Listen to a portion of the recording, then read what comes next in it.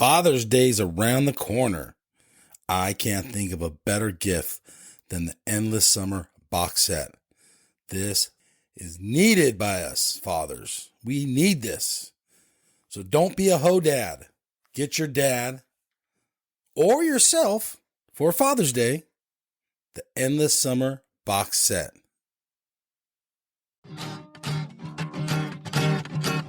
Hey everybody, welcome to the QuiverCast.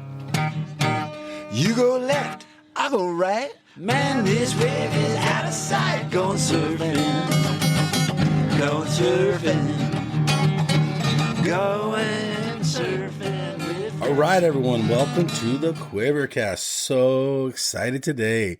We have like the ultimate surf movie maker, Josh Pomer here. How are you, Josh? I'm good. Thanks for having me on the QuiverCast. This is awesome. I've watched The Kills back in the day in the 90s. Super stoked. I mean, I had it on, to pump me up before I went surfing. It seems like yesterday, but I guess it's been a few years. The 90s is so long ago. So, how did you get into surf movie making?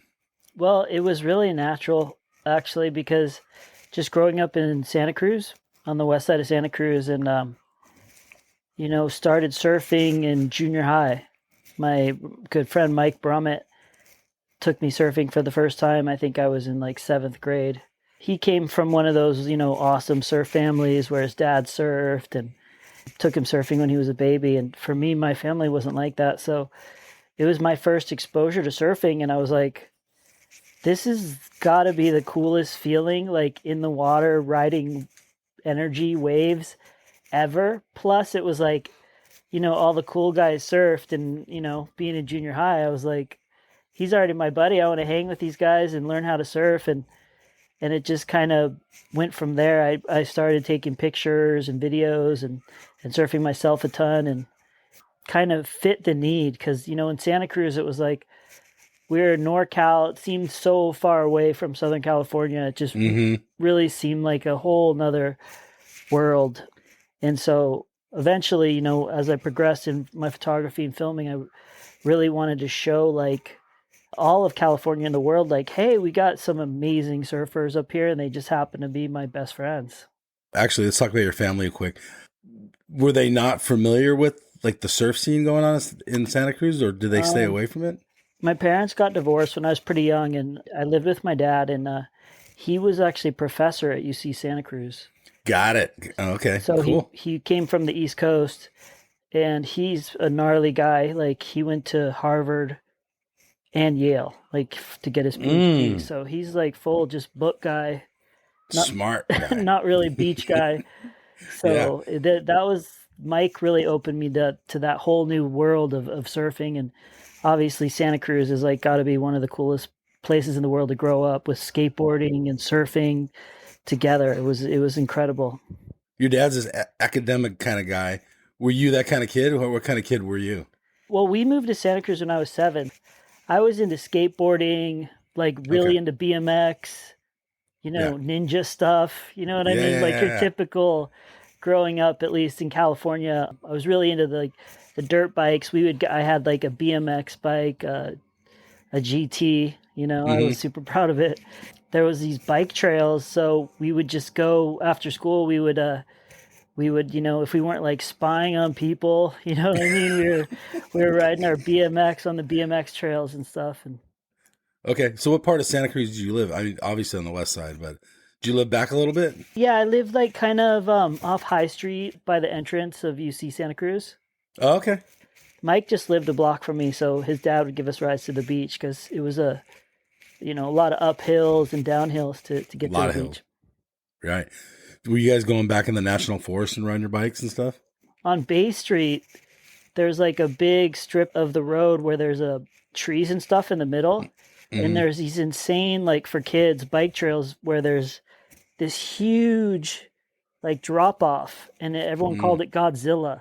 And it was like after school, you'd be like the really gnarly guys would go ride Godzilla, and it was like, oh, wow. So it was just like the first time I went to Godzilla, it was like I just stood up at the top of the ramp like literally all day, and like I'm gonna go, and my friends were going, and I was like I didn't go, Mm. But then I came back the next day, and I was like, I did it. And it was just like, yeah. Yeah, cool. What was your first time you paddle out at? Did you go out at... You didn't paddle out at the lane, did you? No. Well, Cowles Beach. Okay, cows. Okay. Yeah. And it was one of Which those. makes sense. Yeah. That's the beginner spot for people that don't know in Santa Cruz. Every 7 years or so, there's like an insane sandbar at Cowles. Mm. Like, it doesn't always happen, but this was one of those years where it was like literally breaking like Waikiki, where you could just catch a wave for half a mile, like a little knee high, shoulder high, waist high wave. And it would just, so it was like you just stood up and you would get the ride of your life, basically. Was cows as crowded as it is today back then? Probably a little bit less crowded, but it was still had, guys out and stuff. But there was plenty of waves, just like today, you can paddle out at Cowles and the waves go straight. So it's like, it doesn't really matter who's on That's it true. because it's just, going straight. Yeah. Obviously, even during your elementary years and stuff, you recognized surfing. You knew there was surfing in Santa Cruz. Oh, man, yeah. There was a skateboard ramp that was, a block from my house. It's super famous. It was called the High Street Ramp. And it was like after school, me and Mike and Flea, Daryl Roscoe, we'd go and we'd sit on the ramp and just watch these guys like Rob Roscott and Keith Meek and all the guys were there. This ramp's in all the magazines if you look back in those times. So it was like skateboarding. The next step was surfing. And my buddy Flea, I met him in like probably even before Mike in elementary school. And he would tell me about surfing because his dad would take him surfing. Honestly, I didn't even believe him because he would just tell me these crazy stories. And I just, I was so young. I didn't really, I was into Scooby-Doo. You know what I mean? Yeah. He would surf in the lane in like 5th grade, 3rd grade. Like it was a different world for me. Completely. So then you become a surfer. How does that progress? You start off borrowing boards from people. And I remember for Christmas, my mom would always get me like one big gift. You know what I mean? And I remember asking for my first wetsuit. Okay. And I got the O'Neill chill killer. Oh, there. It was like, there's this place called Thomas Custom Wetsuits. And we went there first. And it was like, they were like, do you want this 4-3 glued tape custom wetsuit? But it was like, it looked kind of dopey. You know what I mean? Yeah, and then I was like, no, I want the chill killer. It was like a 3-2 overlock stitching, just freezing. Yeah. But I was stoked because I had a chill killer and I would just be shaking and freezing, but just surfing as much as I could, borrowing boards off Flea or Mike. Or there was a homeless guy named Willoughby, a legit surf bum that lived on the beach at Cowles, and he had like a surfboard. And he would let all the Groms ride his board. Oh, that's so cool. So I even got to ride Willoughby's board. And Santa Cruz is rad like that. It's just like so much going on. Especially back in those days. Yeah. You're riding different people's boards. Is it working for you? Yeah. I mean, I'm just in junior high, just learning. If I wasn't riding Mike Brummett's boards, Willoughby's or Flea's, it was just after school, everyone would go down to the beach at Cowles, because like I said, there was a big beach that year, and back then, like, people just let their kids free. Like now, I have kids. It's like pick them up after school. Like they're never alone. Like all this stuff. Yeah. Back then, it wasn't like that. It was just like kids were free to do whatever they wanted. So we would just hang out on the beach after school, and we'd share surfboards, and eventually, I got a board of my own. It was a magic time for sure.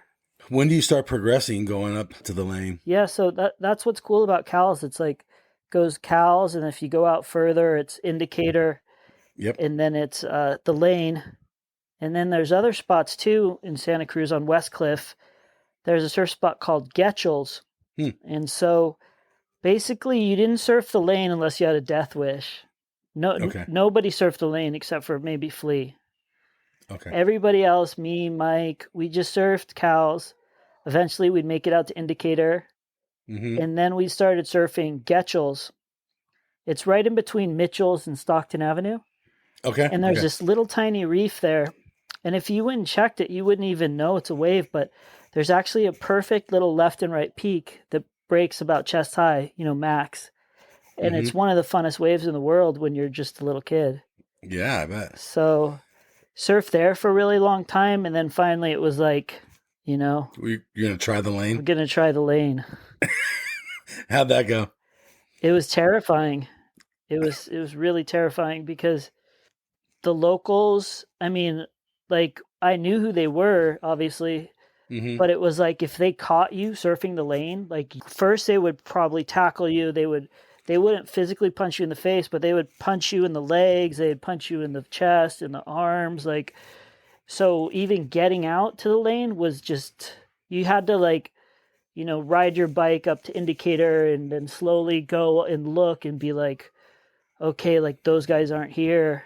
Any of them were out surfing, even you wouldn't paddle out. You would just kind of, go back to indicator or Getchels or whatever.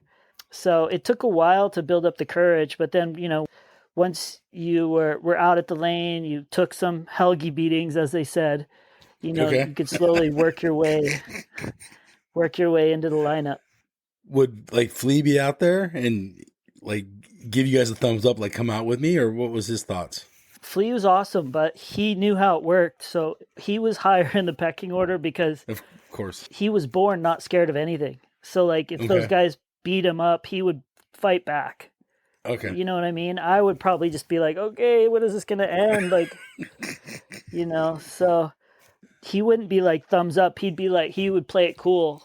You know what I mean? Like, like he might give you a nod, but it would take a while. And then once the older guys like Vince, Collier, and those guys kind of accepted you, then you were in. But you had to follow their rules always. And obviously they knew you were a neighborhood kid.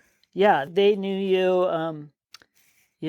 They liked us all, but in their mind it was like, we're going to beat the crap out of these guys so that when we're too old to do it, they will hold it down and keep the riffraff out of here, Yeah.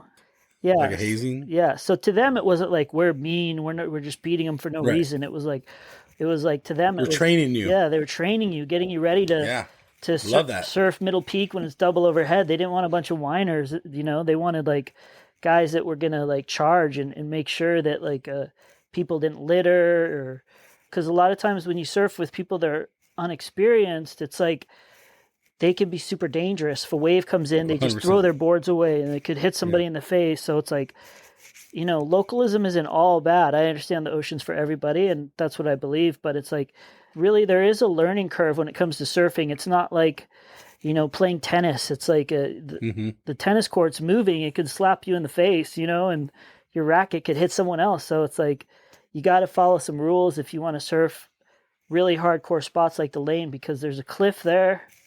And I've had friends die from hitting the cliff. So it's like, you got to know the rules and regulations when you surf at super dangerous spots.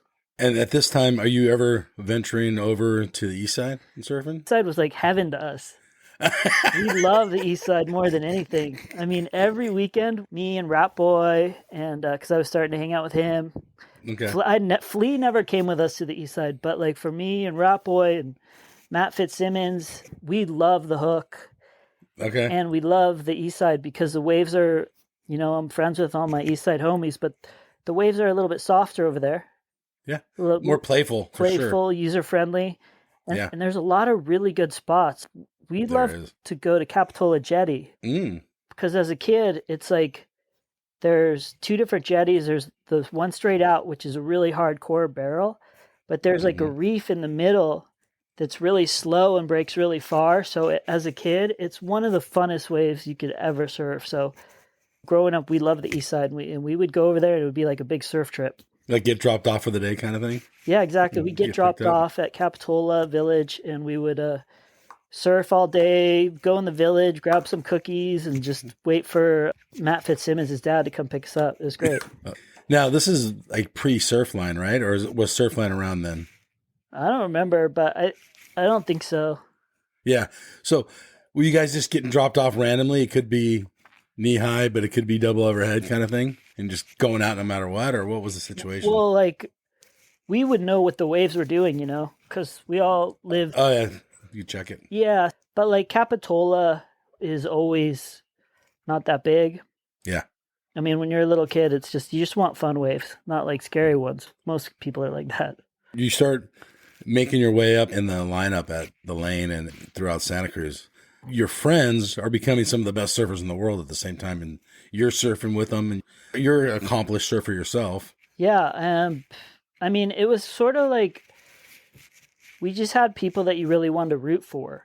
Because like Rat Boy, basically, Jason Collins, his dad died surfing with them, and he had two brothers, younger brothers. So it was like, and he surfed better than most of the guys that were already famous that were his age, like from SoCal, just because of the industry. And so it was like, you really wanted him to do well. And Flea was like really working on his surfing, where it was clear that he was kind of amazing. And of course, Barney Barron got famous when he was like 17 or 18 after a trip to Mexico. And then we had the older guys like Rufo. So we saw that pro surfing was a possibility. Richard Schmidt, was a famous big wave rider, pro surfer. So it was like, we knew that pro surfing could be a thing for them. For me, I'd never really felt like I was good enough to be pro. I've done a couple pro contests, which is another story, which is fun. For me, my passion was more like filming and just hanging out. And I knew they were so much better than me that it was more like, let's see what they can do, So what, do you buy a camera, or how do you start filming? Yeah, Santa Cruz High had like a photography video class. Oh, cool. Yeah, so Mr. Levy, my teacher, I could check out the video cameras, and then I would just film my friends. And we also had a really cool black and white photography lab, so I'd like take pictures, we'd develop them, and so I started doing that. That was how I got started in it. I pretty much made my first like movie with the Santa Cruz High video cameras. Okay. Yeah. What was the first movie? The first like legit, it was like 45 minutes with music and skits. It was called Thunderballs.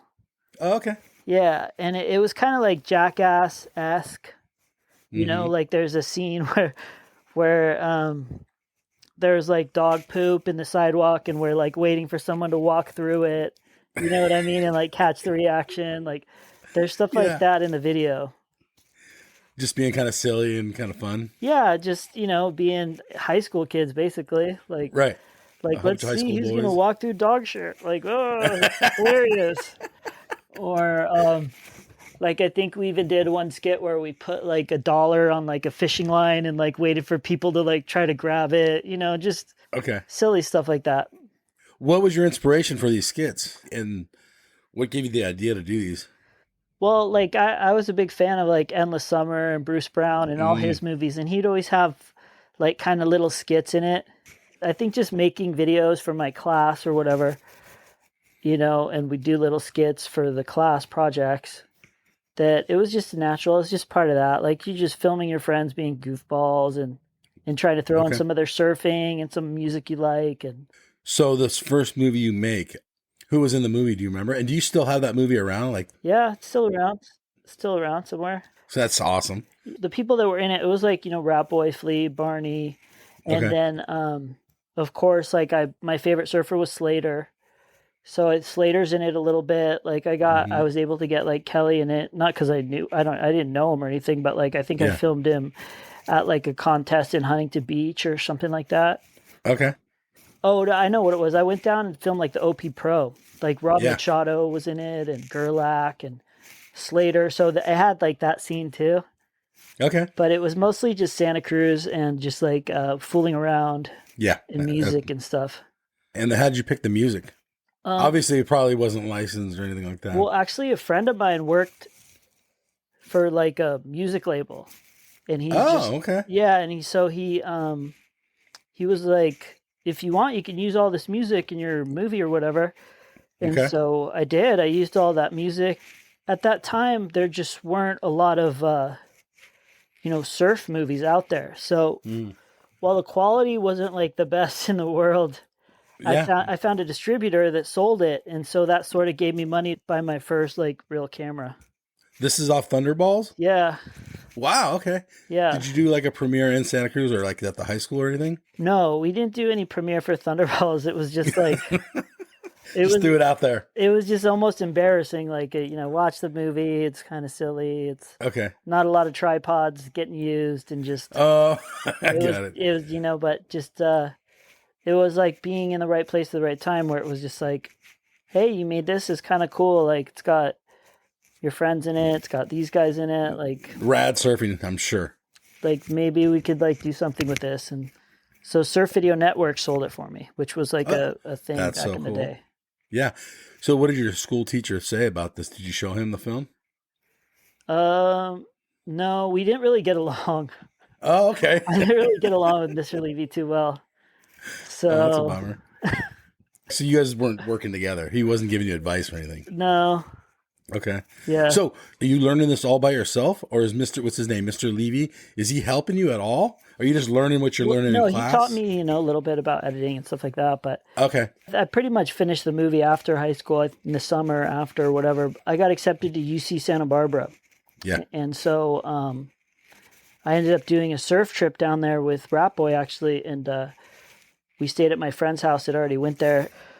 We got up in the morning and went down to Rincon, and it was like amazing, and I'm like, okay, I'm going to go to school here. That was all it took. They had some actual like editing equipment. Anyone could use it. So, it was like the two editing decks, and it was like, if you made an edit, it was like permanent, it was linear editing, not non-linear. So that's how I finished that movie. Do you have this outline in your head? Well, I feel like for surf movies, I was a huge fan of, like I said, Endless Summer, but also like Chris Brystrom. Yeah, and like so Blazing Boards and stuff. Of course, yeah, Blazing Boards, Beyond Blazing Boards. Yeah, the best movies ever. Yeah, so I feel like I was kind of like trying to just emulate that style, where it was like, and then Taylor Steele was incredible. Like, I saw his first movie, One Step Beyond, and it was like the best of Beyond Blazing Boards. Like, Beyond Blazing Boards was the first movie I think that I saw that had like sections on people.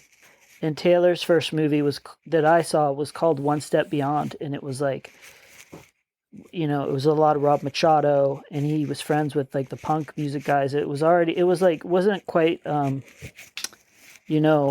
his first movie Momentum, this famous one, but it was like, it was really awesome. It inspired me. I was like, this is so cool. Like, oh my God, what if like Rat Boy was in this? Or, because I was already filming it, making Thunderballs, and I was like, saw what he did. I saw what Chris Brystrom did, Endless Summer. So, I mean, I feel like when I started making full-on documentaries with stories, that was more like, I really studied filmmaking and all that sort of stuff. I got my degree at UC Santa Barbara for film studies, but for surf movies, it was just like, you just wanted to see stuff on the screen that would impress your friends, or like you said, get you amped to go surfing. Like, that was the goal. Okay. So it's pretty simple. Obviously, you're picking the surfers were your friends and the guys you were seeing at the lane, right? Yeah. Like the Kill. And do you feel like, are you missing out while these guys are out surfing, or did you surf beforehand? Like, how does that go? Does that take away from your surfing, I guess is the question. I didn't. I felt like it helped my surfing. I would just, there's always a question like, do I surf or film? But yes, that's the question. Yeah, it's like, when the best guys in Santa Cruz are out, it's pretty easy because I'm not going to catch a wave anyways. Yeah, good point. So like, a lot of times I would be out surfing, but I'd have my camera in my car or wherever, and then like Rufo would paddle out, and I would be like, okay, I'm going to catch one more wave, Yeah. And of course, I would love it if Rufo saw my wave. You want your hero to see you surf, of course. And I tried to impress him, but it was like, those guys all surf together too. So it was like, they were filming with Tony Roberts before I was, making my movie. So it'd be like, Rufo would jump off the cliff, and then like all of a sudden, like, Bud Miller would paddle out, maybe Chris Gallagher, so as soon as I saw Roof, I'd be like, oh, like, I'm just so excited. Yeah. I want to film. I want to like get these guys on camera. So I would hop out, and then, maybe I would surf again after, but it really was like surfing as much as I could. And when I started traveling the world, it was the same. It was like, I'm going to surf chopes. Like I surfed Chopu a bunch and I filmed it a bunch. And it was always like everywhere I went, I would surf. I'd bring my surfboard. Sometimes the surfers didn't like that, but Yeah. it's like your life, your trip. You got to like, you got to find your moment to get wet if you're a surfer, I think. So you move on, you start progressing, you're getting your own equipment and stuff. How are you purchasing all this? Are you working at like an 8 to 5 job too, or? No. Well, like I got some money from Thunderballs. Okay. So you made some money on that. Yeah. And Awesome. yeah. Hell yeah. It's pretty cool. Yeah. It's super cool. Yeah. Did that help inspire you to keep going? It was just like, I wanted to keep filming. I wanted to keep traveling. I was still going to school. Okay. So I went to Circuit City and bought the camera at Circuit City. Something I haven't heard that in a while. Yeah. Circuit City. Yeah. That's awesome. Did you know what you wanted, or did you get only what you could afford? Like, what's? Yeah, I got like a high 8. It was like a Sony high 8 camera. Okay. I still have it. It doesn't work anymore, but I would have loved to have been shooting in 16 millimeter, or it was for the time. It was pretty cool. So it was that was my first camera. That's what the Kills made on. The Kills was all made on the Sony high 8. Wow. Is that your second film, The Kill? Yeah, that was after Thunderballs. What kind of reception did you get for that? The Kill was probably one of the best receptions I've ever got because Yeah, it's such a good movie. thanks, because nobody knew who I was or anything, and even my friends just kind of, I don't want to say they wrote me off, but they were just like, oh yeah, he's filming. Like, but after The Kill came out, everybody, was like, whoa, like I want to shoot with this guy, and it was a fun movie to watch, and it was just really got the ball rolling. Let's talk about that for a little bit. So you have your buddies at home, right? And you're filming them on the movie. Now your profile's higher. Now you actually are somebody. It turned around from you're filming to they wanted to be filmed by you. Yeah. How do you feel about that? I mean, I was super stoked. It made it easier. I knew what I wanted in The Kill. So like I filmed all my friends, Rat Boy and Flea and Barney and Adam Rapogle. But then I went to Hawaii for like 3 months, filmed the Hawaii for 3 months. I think it was 3 months, maybe a little bit shorter. And so that was like the adventure of my life to go to Hawaii for the first time. I stayed with Alex Cox.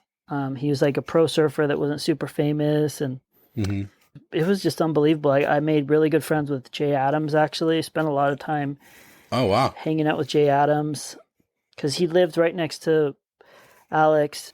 He was just a really nice guy and like skateboarder. When I was staying with Alex, I wasn't his guest. I was paying him rent, and it was like I would have to clean the kitchen after we ate, and it would be like if there was like a crumb, like it would be hell. You know what I mean? So it was like Alex was just like making sure the kitchen was spotless. I wasn't used to that. You know what I mean? So I'd get in a lot of trouble with him. So I would kind of go over to Jay's house and hang out with him, and it was more just like he was like a father figure, but also a really good person, friend to hang out with. So it was just like it was kind of an amazing time. Along with your profile getting higher, in the surf world with the movie The Kill, now your friends are getting a higher profile too. Is it helping them? I guess is the question. I think it really helped Rat Boy out because he wasn't.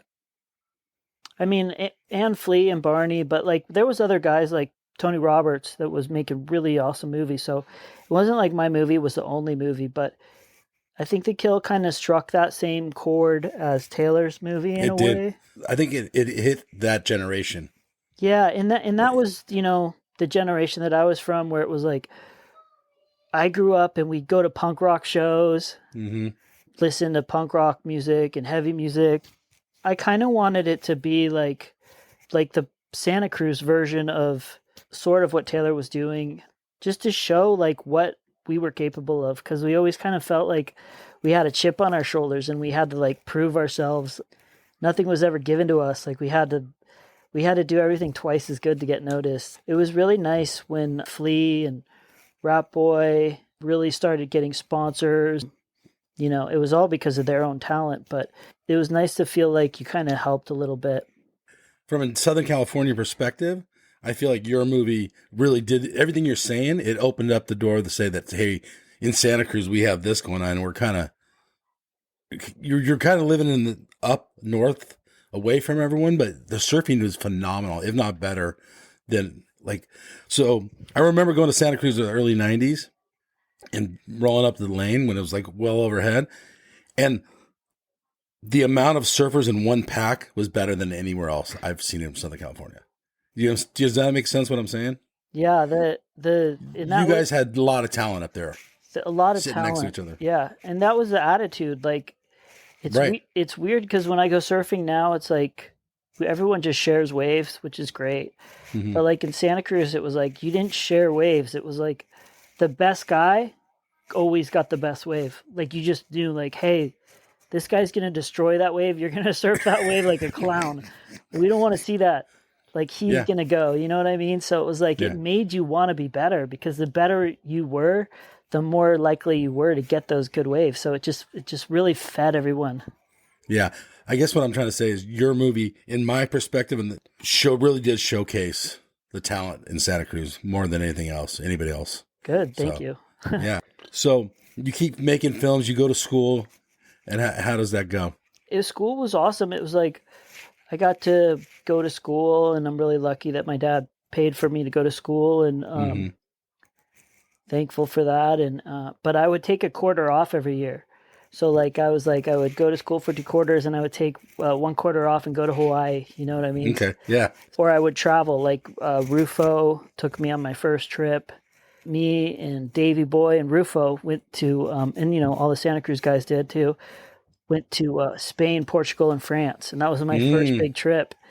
And you know we were all following the I don't know what the tour was called back then. ASP, probably. Yeah, it was like the qualifying event. Yeah. The QSs. Whatever. Yeah, the QS tour, but it was like just the best. It was so fun, and so it was just. I mean, it was just amazing. Okay, let's talk about your dad real quick since you brought him up. What is he feeling about your movie making, your filming, and then how cool is he with you taking a quarter off every year? He was pretty lenient. Oh, cool. Yeah, That's awesome. he seemed pretty. He pretty much does his own thing, so he's not very involved that way. So it was just pretty much like, okay. Were you showing him your stoke about filmmaking? I mean, honestly, I would. He came to a couple of my premieres, but he's one of those like older boomer dads that's just kind of like does his thing. That's cool. You try not to piss him off too much, like you know what I mean? Like that's just who he is. So that's cool. Yeah.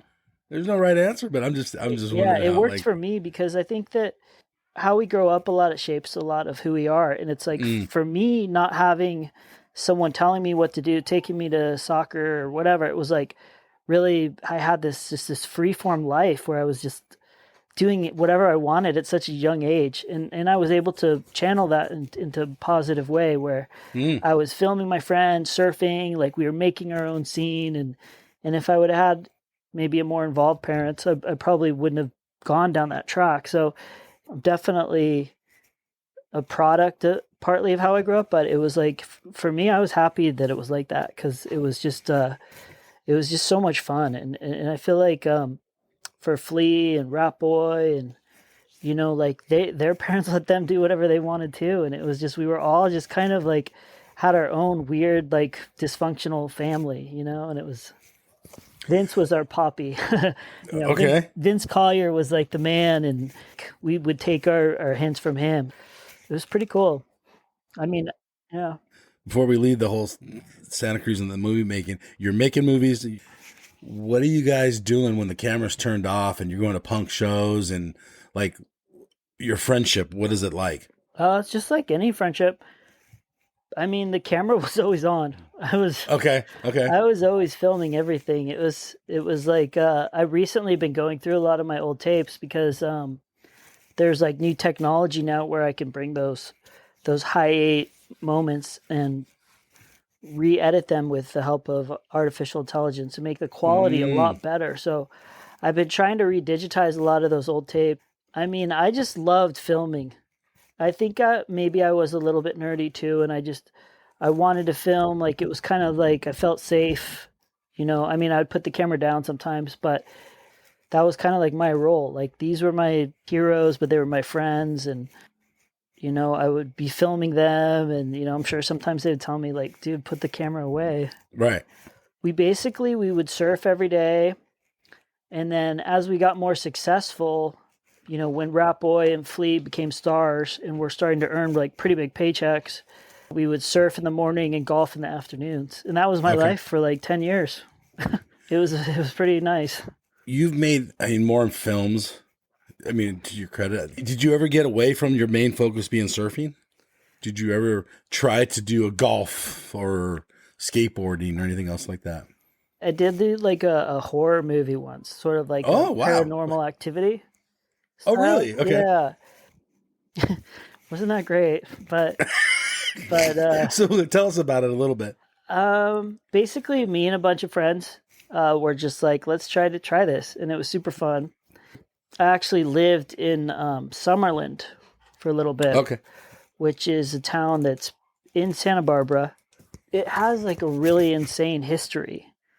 Really? It was founded by spiritualists, which was a religion that was popular in the late 1800s, early 1900s. Their theory was if you believe in life after death, like the soul, then why not try to contact them?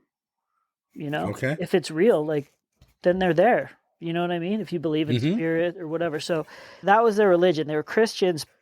So I lived in that city, and it was like the apartment that I lived in felt like it was haunted. The backyard was a swimming pool filled in with dirt, where the owner got so upset that someone died in his pool that he just filled it with dirt, planted trees. And so we would hear weird stuff every night at like 3 a.m, like the sink would turn on or whatever. And so we were just like, let's make a movie about some people that come to this town and then weird stuff happens to them and they get stuck in this house and, murdered if they find their way out. So we made like a little movie. Me and my friends made it. And then, oh, that sounds awesome.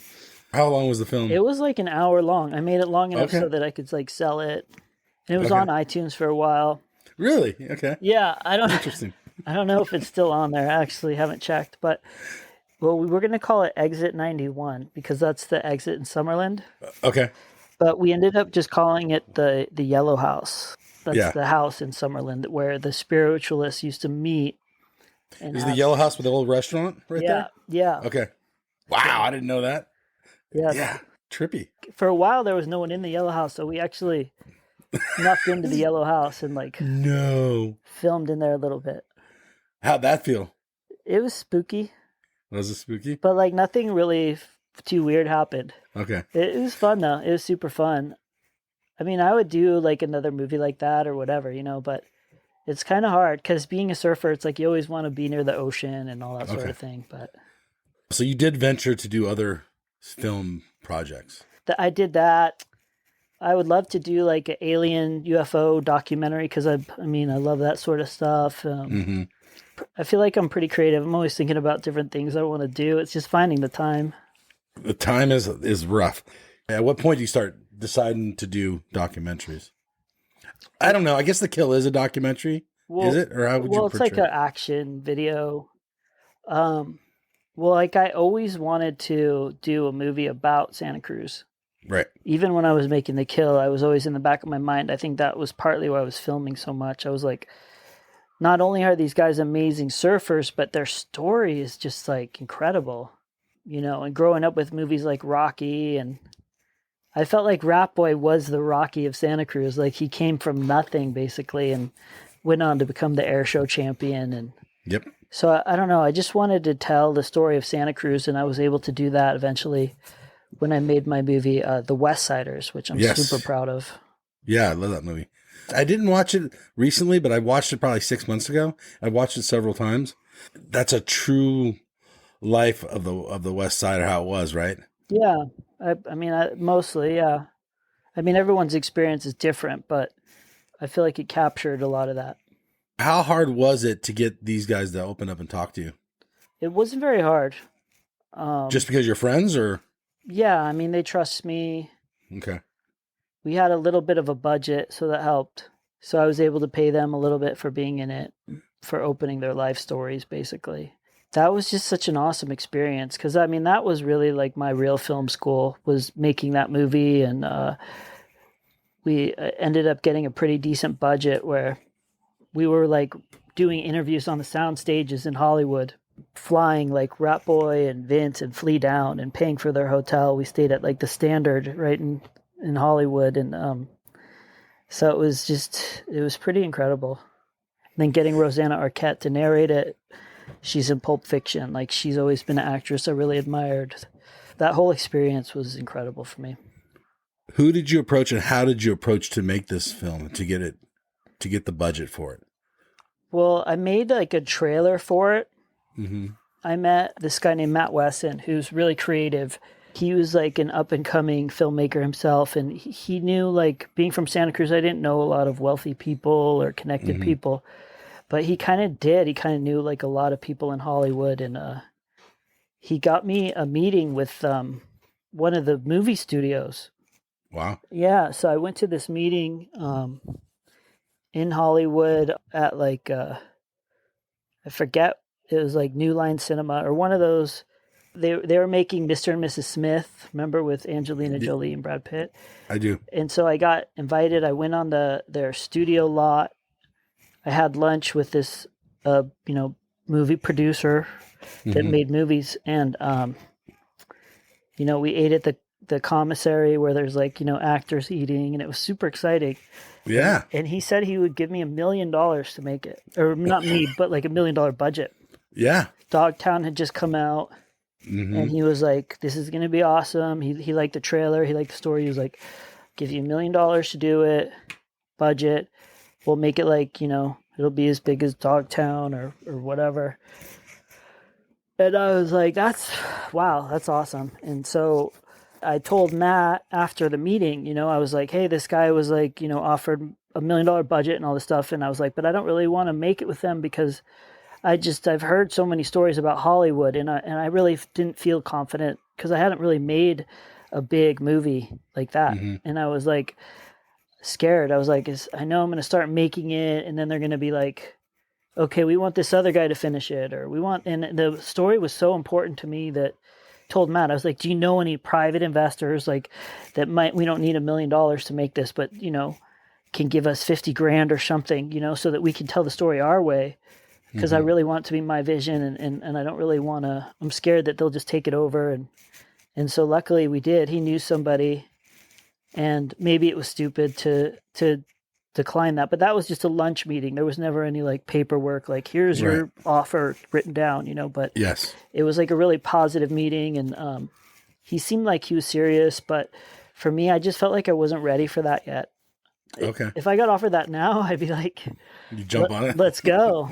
But only because like I feel like I could handle it, Back then I was still pretty fresh. So I did it with independent financing, and we made the movie, and I like how it came out. I love it. It's a must watch. I think most surfers probably have seen it. It's a great movie. Yeah. Thank you. Yeah. What did you feel after West Siders came out? Did you feel like you were growing as an artist, as a filmmaker? Like, and do you consider yourself an artist, I guess, is the question. I mean, I'm pretty lenient with the term, but yeah, I consider myself an artist. Okay, I do. I feel like you're an artist for doing a podcast, like creative people that are doing like projects, bringing stuff to the world. In my mind, that's art. Okay. Fair enough. But I mean, after I finished the movie, I was a little bit depressed because I had spent my whole life going to make this movie. And so it was hard because when it was over, I was like, what do I do now? Like, interesting. Yeah. So it took like at least 3-4 months to just get out of that funk. Cause I was like, I had spent so many years, it probably took like 2 or 3 years to make that movie. So it was like, what do I do now? Like, type of thing. But after that, I made Discovering Mavericks, which was a pretty cool documentary too. That's a good movie too. Where I was like, I want to do West Siders, but I want even less people involved because having the budget, having, executive producers, having producers, it's like, I felt like for West Siders, a lot of the movie was from me, but I would have to like go through so many people, okay this or okay that, and then it would always eventually come back to what I wanted, but it would just take so long. So I really wanted to do another documentary. So that was my next film. It was Discovering Mavericks. Yeah. And that was kind of like the West Siders. Anyone who's seen the West Siders, the subject matter is pretty heavy with, drug use and people getting injured and all this stuff. And I really just wanted to make a movie that was just focused on positivity. So that was really nice. There's been several years that you've always seemed to be busy. Do you feel like you're making films because you have something to say and to show on to the world? Yeah, I feel like making movies now, it's just everything has changed so much with like the internet and stuff. And now it's like, you don't really need a surf movie to get you amped, or people don't use them like that as much anymore. They've kind of evolved.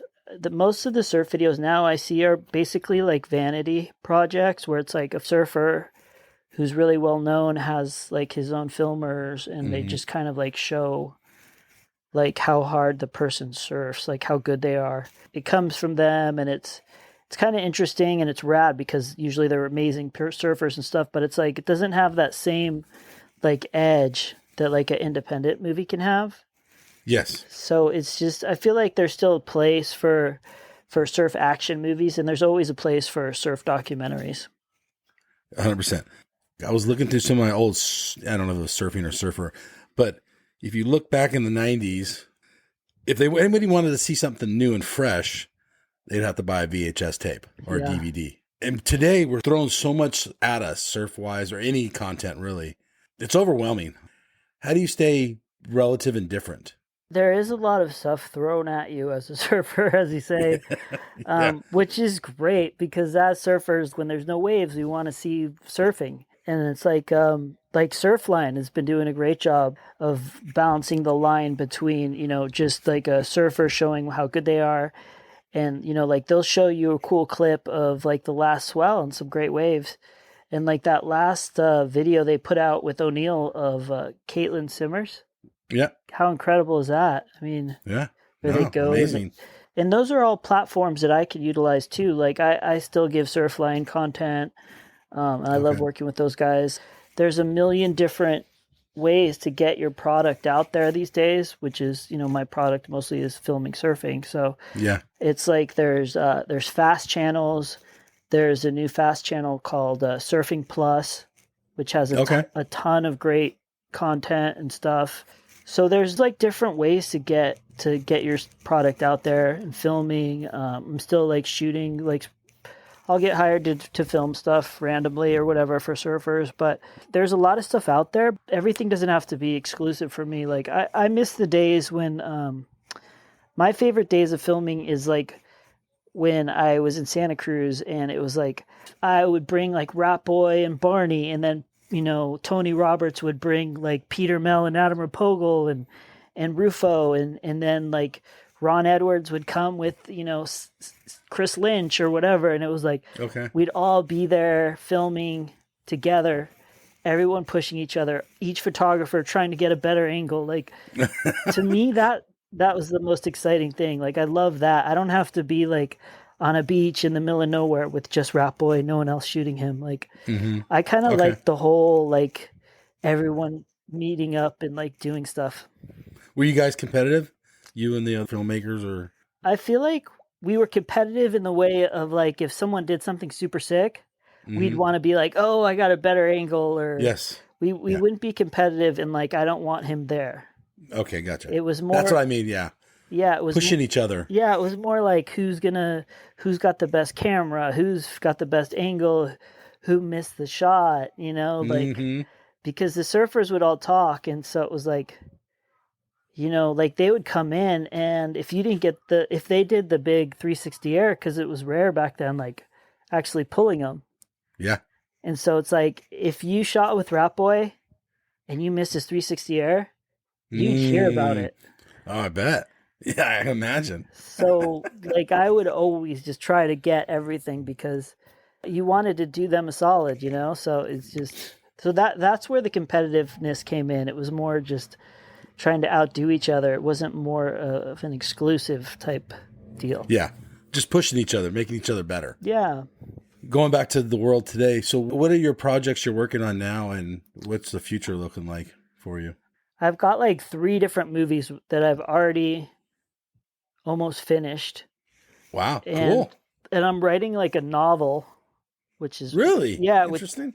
which is really cool because I love writing. It's a sci-fi surf adventure, Okay. so I think it'll be fun. So it's going to be a fiction book. Yeah, it's fiction, Okay. but it's based on growing up in Santa Cruz. Like it's got all the fun stuff that I did in Santa Cruz, but it's fiction. Okay. It's basically Interesting. yeah, Interesting. it's basically like when we were growing up in Santa Cruz, it was like everything was so weird and strange. So it's got all that great stuff in it, and then like a supernatural element. I mean, Barney, who was like one of my best friends, was obviously like he didn't even seem like a real person, you know, like with all his superhero wetsuits and backflips, and it made you wonder like what was real and what wasn't, and just the whole like history of Santa Cruz. And so it's kind of like a fun novel about some surfers like trying to ride really big waves, but it's got like supernatural element in it, and that's been fun to work on. Yeah. And I'll come back on your podcast when it's ready. Heck yeah. What are the films? Oh, well, I have like a documentary that I've been working on like the best surfers in the world. But no, I have this other documentary where I'm working on where it's a Sean Barney Barron documentary. Ooh, okay. And that one is almost done, and it's really cool because I don't really have a name for it yet, but I don't want to get emotional. But the thing about Barney that was so rad was like just being like with him. You know what I mean? Like you could see him on the movies and stuff, and he just looked fun, right, to be around. And he really was. So it's like I want to kind of, as a filmmaker, show people like a big part of the movie is just him hanging out with him. Okay. There's a story there, but it's a story of his life, but it's more just like there's like a 5-minute scene of just hanging out with him in his art studio, and he's painting, and he's got like crazy outfit on, and he's like doing backflips, and he's painting, and he's punching the punching bag, and it's like it's, you know, and it goes back to me just filming everything, you know, and it's really cool because it's like I think that for people that knew him, it'll be like really nostalgic and really touching, and then for people that didn't know him, it's cool because it's like not only was he this amazing surfer who pulled off a standing El Rolo, which I don't think anyone's ever done beside him, they'll get to see his personality and what he was like. And so I'm pretty excited about that movie. And what about this John Bradbury documentary? So I'm doing a John Bradbury documentary. I don't know much about John Bradbury. Yeah. Except what I read, that he was early on epoxy, but he was a guy from the 60s, 70s, shaped some of the best boards, even though he was kind of underground maybe, or not as well known. Yeah, it's like I feel like I have fun filming the action sports, and the kill and all that stuff was for its time it was good, but like you said, with all the action stuff out there now, it's not as much as exciting to film just straight action. So I feel like the documentaries that I make, like the West Siders and Discovering Mavericks and even Absolute Mexico, they're kind of like movies that you could watch 20 years from now or 10 years from now, where they just tell the story, the history of surfing in little tidbits. Yeah. And so John Bradbury was a figure from the 70s and 80s from Santa Barbara at a time in the history of surfing where none of the shapers had shaping machines, and the surfboards went from, you know, long boards to single fins to tri fins, and where now everybody rides everything, but it was like a real time of progression and craftsmanship, where I'm not going to say anybody can just, you know, get a board after it's been through the shaping machine and finish it. But, you know, there's so many ghost shapers these days, and there's so many pop outs, or every surfboard brand has their new model that comes out every 6 months. Back then it was just like guys shaping boards one at a time, and just the craftsmanship of it. I think it's a beautiful thing. And so to be able to spend some time in that story about this surfer that lived every surfer's dream, where he was one of the first surfers to surf the ranch on, not longboarding it, but just riding more shorter boards. And he actually ended up owning the very first parcel that they sold, parcel number 1. Wow. Getting tutored and working for Rennie Yater, who's still alive today. Yeah. He went from shaping boards for guys at the ranch, and the shortboard era kind of started to happen, and he started shaping boards for the best surfers in California and the world. Martin Potter started getting some of his boards. Not exclusively. He won a contest on it, I think. Yeah. On one of his boards. Exactly. Yeah. John really decided to be innovative for epoxy boards, so he was like an innovator for that. And the benefit of the epoxy boards was because of the world tour back then, it wasn't like the dream tour like it is now. It was more like small wave stuff. Yeah. And so his boards were really valuable for the surfers that wanted to excel. It would give them a little bit of an edge. Right on. That sounds super fun. All 3 of those movies sound fun. So are those like happening in the very near future? We have any sort of timeline that they might possibly come out? And how will you release those?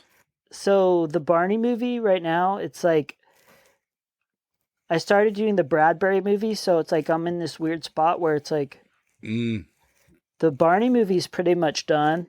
Okay. There's a few things that just touch ups to it, but I'm also working on the Bradbury movie, so I'm not quite sure what the timeline is going to be, because both these movies are sort of timeless. Like the Barney movie, he passed away, and so it's not like it's all new clips that I need to rush out. And the Bradbury movie is going to take some time, so I'm just in that spot as like an artist or filmmaker where it's like, do I want to quickly finish the Barney movie and do like a tour this summer? Because that still might happen. Or should I wait until the Bradbury movie's finished? So I'm not 100% exactly sure what's going to come out when, but right now my focus is on it's called Creative Freedom by Bradbury, and I'm going to be working on that movie quite a bit for the next few months. So we'll see what happens. Okay. And you plan on touring with these movies? Yeah, definitely. Awesome. I'll definitely do the world premiere of the Barney movie in Santa Cruz. Of course. Yeah. There's no other place. Probably at the Rio Theater, which, I've had a lot of really great nights there. Maybe an art show, because Barney was really big into art. Yeah. For the Bradbury movie, we'll probably premiere it in Santa Barbara. That's where he's from. Yep. His son Josh, pro surfer, good friends with Chris Brown. Those are the 2 movies, and then I've got my novel, which is like literally like jumping to work on that any chance I could get, because it's so fun, and it's really nostalgic because I'm basing it in Santa Cruz and like those stories of us down at the lane getting beat up and all that stuff. And it's like that's all part of the story, So I think that's probably one of the funnest things I'm working on. So Josh, in this crowded market of just being bombarded with Instagram, YouTube, all these different platforms are just throwing 2-minute clips of surfing out there. How do you stand out in that crowded lineup? For me, I've always just focused on myself and what I was doing at the time. Okay. And I feel like there's a lot of platforms out there which are great. Like you said, Instagram, YouTube, Twitter, X, or whatever it's called. So I feel like if you're really organized, it's only going to suit you. If you could, whatever you're doing, it's like you want to share it on all those platforms, and that's a full-time job in itself. So I've had periods of time where I've been really focused on my YouTube. It's Josh Pomer Surfing, and I'll try to do like a clip every day. And then sometimes I'll take like 3 months off. So because I feel like, I really need to focus on this John Bradbury movie. And even though posting a clip from one of my videos doesn't take much time, you have to think about it. And it's like, I just want to focus on this one particular thing. So it's definitely the struggle that we all are in right now in this moment in the world. It's like so easy to get distracted, but distractions, yes. But if you could focus on what you enjoy, or your art, or what you're good at, then sharing that is really easy, because there's lots of ways to get to share it. Whether it's noticed by other people is a little bit out of your control. So you just kind of have to do your best, get it out there. And just like QuiverCast, when you started it, it probably didn't have a lot of viewers, but you slowly have built up a really great audience. So, and I feel like you're passionate about it and it's what you enjoy. So I think those are the main things. If you could do what you're doing without letting the pressure get to you from all the different platforms and just focus on what you're able to control, then I think you're going to be able to have longevity. And that's always been my goal, is to have longevity in my career, and also sort of be able to share things with surfers that they wouldn't ordinarily be able to see. Has anyone ever walked up to you and like introduced themselves and said, "Hey, I remember watching The Kill, whatever number, like I'm stoked to meet you," kind of thing? Yeah. All the time I get people That's rad. that give me props for my movies or Yeah. documentaries or even my YouTube channel. I was down at Lowers last summer, and just a lot of the younger kids, not our age, were like, they know me through YouTube. They're just like, "Hey, I love your YouTube clips," and their eyes will light up, and I'm just like, wow, okay, well, and then some people like our age will be like, "Hey, The Kill 2, like, I love The Kill 2," and I'm just like, yeah, that's rad. Like, I've had so much fun making those, and thank you. Yeah. Where are you today in your surfing life? Are you still surfing a lot? Yeah. So I surfed a lot this winter. The older I get, the more I'm turning into a bit of a seasonal surfer. I'm living in Santa Barbara right now, and it's like once it hits March 1st, I'm just like, okay, I need to catch up on some work here, because, starting November through February, I'm going to be up like every morning at 5 a.m. I'll be at the beach at light, either surfing or filming. So Okay. once March comes around, I got to let all these, this body heal. Like All right. my arms get really, like, my shoulders. Being an older surfer, I feel like a lot of us deal with shoulder issues. So it's a good time to heal and rest and sort of get ready for the summer, because that's when we start to get like pretty good waves again. What's your go-to spot to surf up Santa Barbara? And I guess you don't have to say if you don't want to say, but Well, in the winter, definitely my favorite spot to surf is probably, down the beach breaks down in Oxnard. okay. So you're driving a little bit? Yeah, the beach breaks in Oxnard. I'll check them early and try to surf before the wind comes up, and then hit Rincon at 11, right in between the lunchtime crew and the morning crew. Is there such a thing anymore? The place is so crowded. I got it so uncrowded this year. Oh, wow. Yeah, after the Rincon Classic, because there's every year Chris Keat puts on the Rincon Classic, which we love him for that. Because if you're in it, you get to surf it uncrowded. But it's like all the surfers in Santa Barbara are so, like, it's their thing, is like they want to do well in the Rincon Classic. Once the Rincon Classic is over, there was literally a huge handful of days where there was hardly anybody out. Wow. Especially in the Cove. The way that wave breaks, it's like people are like, okay, I'm going to paddle up top. But it's like, you don't realize that there's like a whole another 100 yards in the Cove. So I would just sit in the Cove. Yeah. And just got a lot of fun waves this winter there. And then the ranch. I love going to the ranch. All right, everyone. This is Mike and Josh Pomer, and we're out of here. Thanks, You go guys. left, I go right. Man, this wave is out of sight. Going surfing, going surfing, going surfing with friends. Ride this wave to the shore. Paddle out, I'm gonna catch 10 more. Going surfing, going surfing, going surfing with friends. I don't care if it's wrong or right. I'm gonna do it all day, I'm gonna do it all night. I'm going surfing, going surfing, going surfing with friends.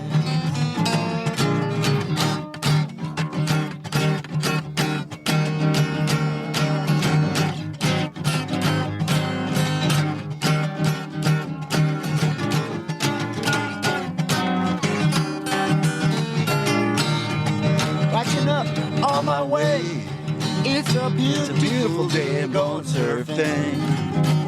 I'm going surfing. Going surfing with friends. Woo! Hey, you guys, Endless Summer box set. This thing is legit. It's authentic, numbered certificate in it. It has a 5-frame film strip from the original print. You will literally own a piece of history. It has a specially minted bronze medallion. Dude, that thing's sick. Okay, there's so much more here. Go to the show notes. There's a link on there. Go check this piece of history out. This thing's rad.